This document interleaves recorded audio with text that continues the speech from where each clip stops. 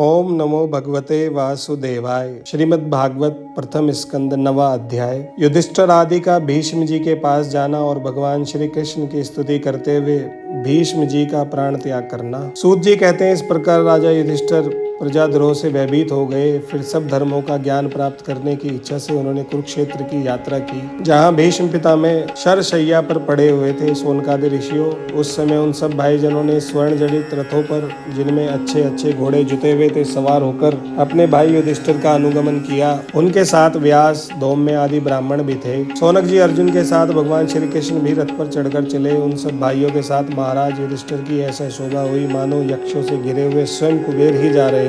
अपने अनुचरों और भगवान श्री कृष्ण के साथ वहां जाकर पांडवों ने देखा कि भीष्म पितामह स्वर्ग से गिरे हुए देवताओं के समान पृथ्वी पर पड़े हुए हैं। उन लोगों ने उन्हें प्रणाम किया। शौनक जी उसी समय भरतवंशियों के गौरव स्वरूप भीष्म पितामह को देखने के लिए सभी ब्रह्मर्षि, देवर्षि और राजर्षि वहां आए। बृहदश्व, भरद्वाज शिष्यों के साथ परशुराम जी, सुदर्शन तथा और भी सुखदेव आदि शुद्ध हृदय महात्मा गण एवं शिष्यों के सहित कश्यप, अंगिरा पुत्र बृहस्पति आदि मुनिगण भी वहां पधारे। भीष्म पितामह धर्म को और देश काल के विभाग को, कहाँ किस समय क्या करना चाहिए, इस बात को जानते थे।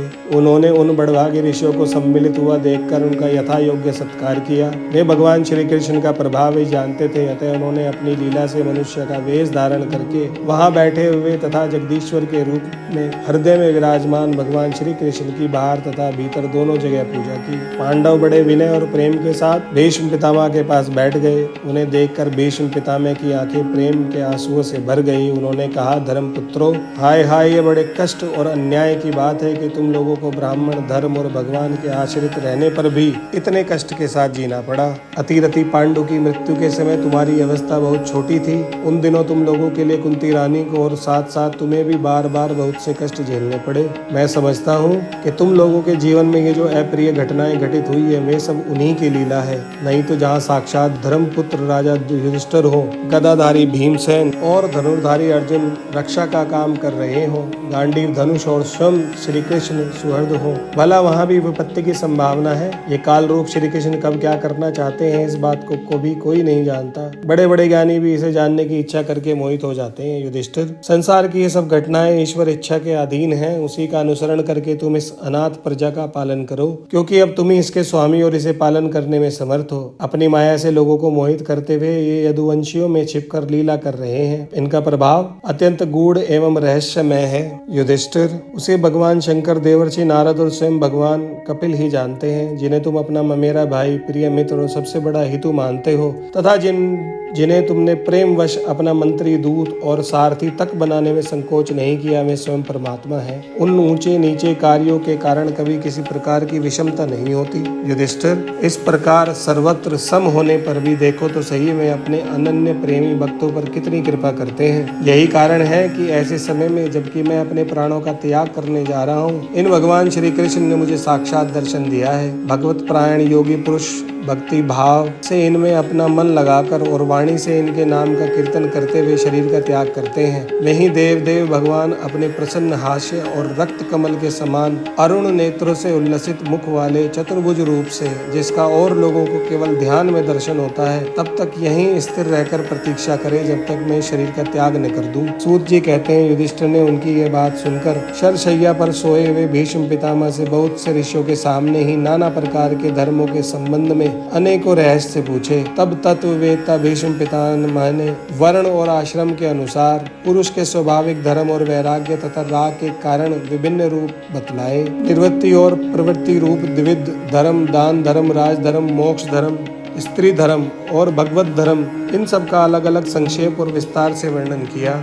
शौनक जी, इनके साथ ही धर्म, अर्थ, काम और मोक्ष, इन चारों पुरुषार्थों का तथा इनकी प्राप्ति के साधनों का अनेकों उपाख्यान और इतिहास सुनाते हुए विभाग से वर्णन किया। भीष्म पितामह इस प्रकार सर्वधर्म का प्रवचन कर ही रहे थे कि वह उत्तरायण का समय आ पहुंचा, जिसे मृत्यु को अपने अधीन रखने वाले भगवत परायण योगी लोग चाहा करते हैं। उस समय हजारों रथियों के नेता भीष्म पितामह ने वाणी का संयम करके मन को सब ओर से हटाकर अपने सामने स्थित आदि पुरुष भगवान श्री कृष्ण में लगा दिया। भगवान श्री कृष्ण के सुंदर चतुर्भुज विग्रह पर उस समय पीताम्बर फहरा रहा था। भीष्म जी की आंखें उसी पर एकटक लग गई। उनको शास्त्रों की चोट से जो पीड़ा हो रही थी वह तो भगवान के दर्शन मात्र से ही तुरंत दूर हो गई। तब भगवान की विशुद्ध धारणा से उनके जो कुछ अशुभ शेष थे वे भी सभी नष्ट हो गए। अब शरीर छोड़ने के समय उन्होंने अपनी समस्त इंद्रियों के वृत्ति विलास को रोक दिया और बड़े प्रेम से भगवान की स्तुति की। भीष्म जी ने कहा,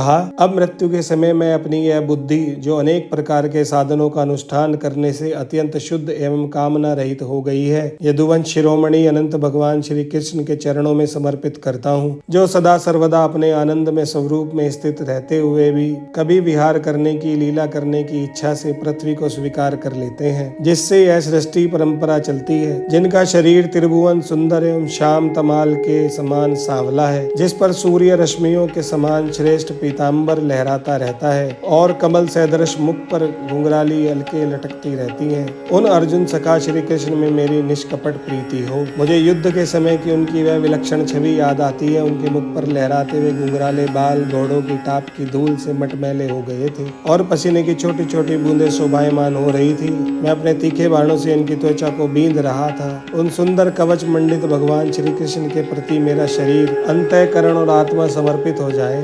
अपने मित्र अर्जुन की बात सुनकर जो तुरंत ही पांडव सेना और कौरव सेना के बीच में अपना रथ ले आए और वहां स्थित होकर जिन्होंने अपनी दृष्टि से ही शत्रु पक्ष के सैनिकों की आयु छीन ली, उन पार्थ सखा भगवान श्री कृष्ण में मेरी परम प्रीति हो। अर्जुन ने जब दूर से कौरवों की सेना के मुखिया हम लोगों को देखा तब पाप समझकर वह अपने स्वजनों के वध से विमुख हो गया। उस समय जिन्होंने गीता के रूप में आत्म विद्या का उपदेश करके उसके सामयिक अज्ञान का नाश कर दिया, उन परम पुरुष भगवान श्री कृष्ण के चरणों में मेरी प्रीति बनी रहे। मैंने प्रतिज्ञा कर ली थी कि मैं श्री कृष्ण को शस्त्र ग्रहण करा के छोड़ूंगा। उसे सत्य एवं ऊंची करने के लिए उन्होंने अपनी शस्त्र ग्रहण न करने की प्रतिज्ञा तोड़ दी। उस समय वे रथ से नीचे कूद पड़े और सिंह जैसे हाथी को मारने के लिए उस पर टूट पड़ता है वैसे ही रथ का पहिया लेकर मुझ पर झपट पड़े। उस समय वे इतने वेग से दौड़े कि उनके कंधे का दुपट्टा गिर गया और पृथ्वी कांपने लगी। मुझे आतताई ने तीखे बाण मार मार कर उनके शरीर का कवच तोड़ डाला था, जिससे सारा शरीर लहूलुहान हो रहा था। अर्जुन के रोकने पर भी वे बलपूर्वक मुझे मारने के लिए मेरी ओर दौड़े आ रहे थे। वे ही भगवान श्री कृष्ण जो ऐसा करते हुए भी मेरे प्रति अनुग्रह और भक्त वत्सलता से परिपूर्ण थे, मेरी एकमात्र गति हो, आश्रय हो।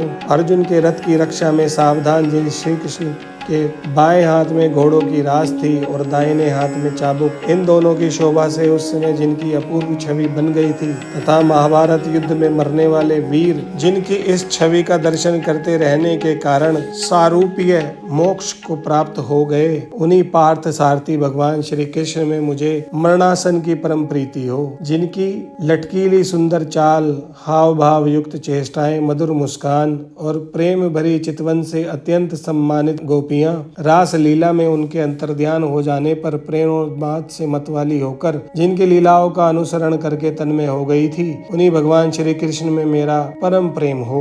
जिस समय युधिष्ठिर का राजसूय यज्ञ हो रहा था, मुनि और बड़े बड़े राजाओं से भरी हुई सभा में सबसे पहले सबकी ओर से इन्हीं सबके दर्शनीय भगवान श्री कृष्ण की मेरी आंखों के सामने पूजा हुई थी। वही सबके आत्मा प्रभु आज इस मृत्यु के समय मेरे सामने खड़े हैं। जैसे एक ही सूर्य अनेक आंखों से अनेक रूपों में दिखते हैं, वैसे ही अजन्मा भगवान श्री कृष्ण अपने ही द्वारा रचित अनेक शरीरधारियों के हृदय में अनेक रूप से जान पड़ते हैं। वास्तव में तो वे एक और सबके हृदय में विराजमान हैं ही।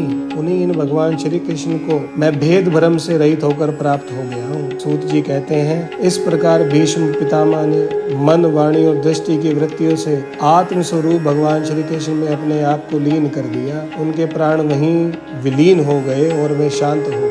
उन्हें अनंत ब्रह्म में लीन जानकर सब लोग वैसे ही चुप हो गए जैसे दिन के बीत जाने पर पक्षियों का कलरव शांत हो जाता है। उस समय देवता और मनुष्य नगारे बजाने लगे, साधु स्वभाव के राजा उनकी प्रशंसा करने लगे और आकाश से पुष्पों की वर्षा होने लगी। शौनक जी, युधिष्ठिर ने उनके मृत शरीर की अंत्येष्टि क्रिया कराई और कुछ समय के लिए वे शोक मग्न हो गए। उस समय मुनियों ने बड़े आनंद से भगवान श्री कृष्ण की उनके रहस्यमय नाम ले लेकर स्तुति की। अपने हृदय को श्री कृष्ण में बनाकर वे अपने अपने आश्रमों को लौट लौट गए। तदंतर भगवान श्री कृष्ण के साथ युधिष्ठिर हस्तिनापुर चले आए और उन्होंने वहां अपने चाचा धृतराष्ट्र और तपस्विनी गांधारी को ढाढ़स बंधाया। फिर धृतराष्ट्र की आज्ञा और भगवान श्री कृष्ण की अनुमति से समर्थ राजा युधिष्ठिर अपने वंश परंपरागत साम्राज्य का धर्म पूर्वक शासन करने लगे। नवम अध्याय प्रथम स्कंद समाप्त। ओम नमो भगवते वासुदेवाय।